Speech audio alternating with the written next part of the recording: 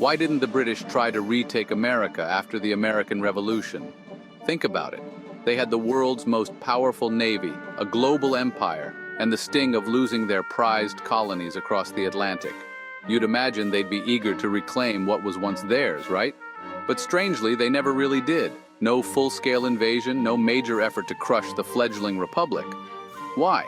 It's a question that often gets overlooked in history. Why did Britain, who lost so much in the Revolution, simply let it go? Were they just too distracted, or did they have other plans? At first glance, it seems like Britain should have been in a rush to win back the United States. After all, the loss of the colonies was a huge blow to their empire. But the reality is more complicated than that. Right after the war, the United States was still figuring itself out. The new government wasn't exactly running smoothly. Disagreements were everywhere. In fact, for a while, many of the old British laws and systems were still in place. So for the British, it was kind of a win-win. They could still trade and make money without having to actually run the place. From a business perspective, why would they jump into another costly war? Still, that doesn't fully explain it.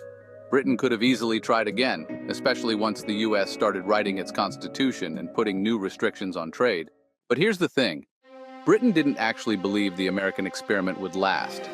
In Parliament, many believed that monarchy was the most natural form of government and that the Republic was destined to fail.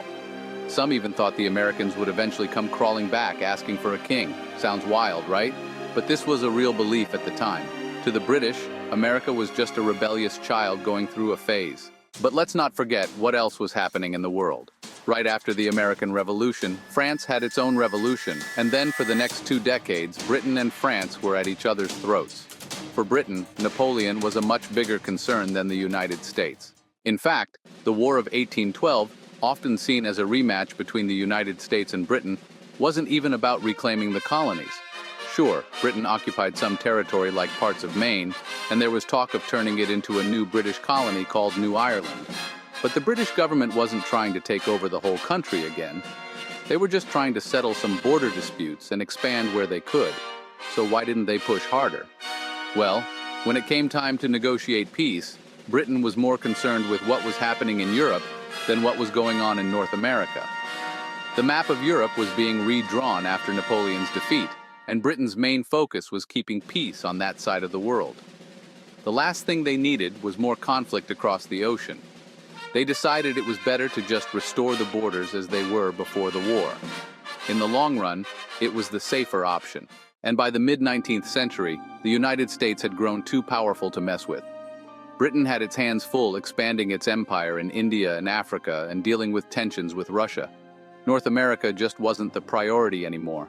And honestly, by that point, risking a war with the United States could have meant losing Canada. Britain knew when to cut its losses and move on. So, did Britain ever really want America back after the Revolution? Maybe at first, but as time went on, they realized the cost wasn't worth it. America had its independence, and Britain had bigger problems to worry about.